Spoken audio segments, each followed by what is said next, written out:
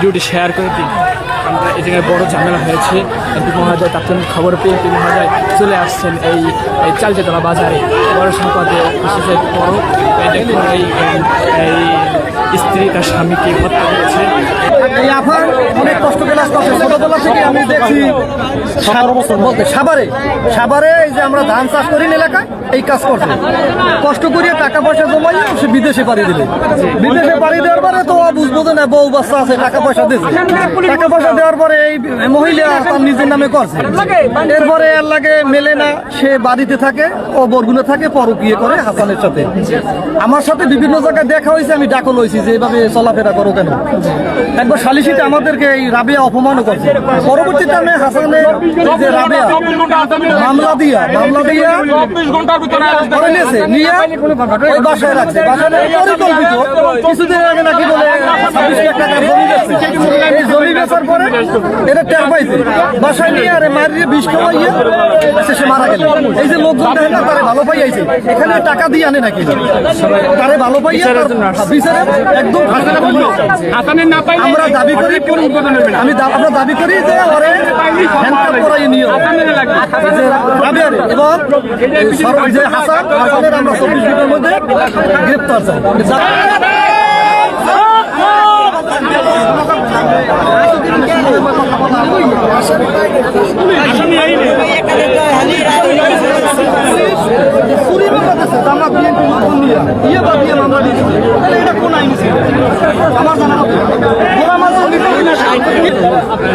আসসালামু আলাইকুম রাহমাতুল্লাহ। আজকের এই ঘটনাকে কেন্দ্র করে এ জায়গায় যে এই পরিস্থিতি সৃষ্টি হয়েছে, এর দ্বারা আসলে আমি নিজেও অনেক দুঃখিত। পাশাপাশি যারা একেবারে অঙ্গাঙ্গিভাবে জড়িত আছে, আমি এদের সাথে সমবেদনা আমি জ্ঞাপন করছি।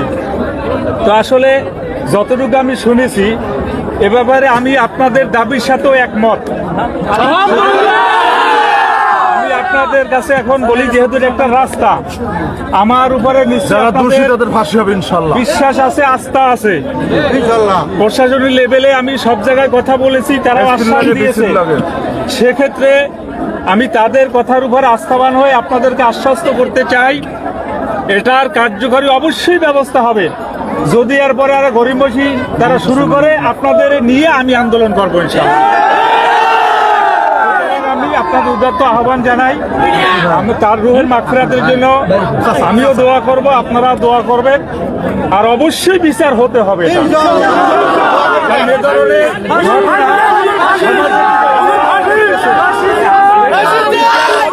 হতে হবে, সুতরাং আমি আপনাদের আহ্বান জানাই।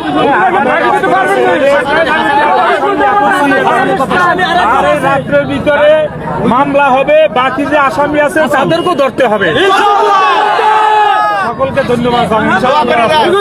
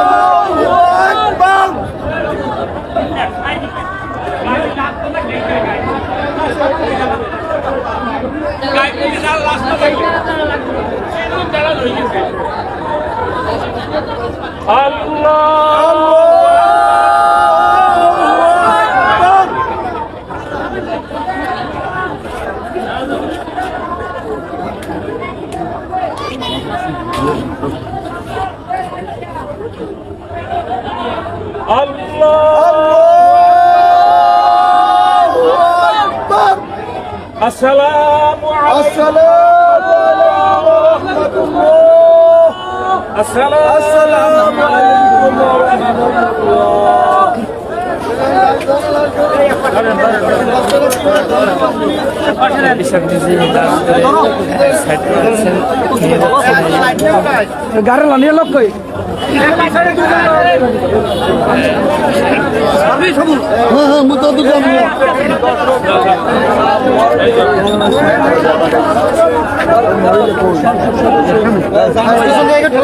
জানাজা শেষে তিনি যে আসলে বক্তব্য দিয়েছেন আগে সেই বক্তব্য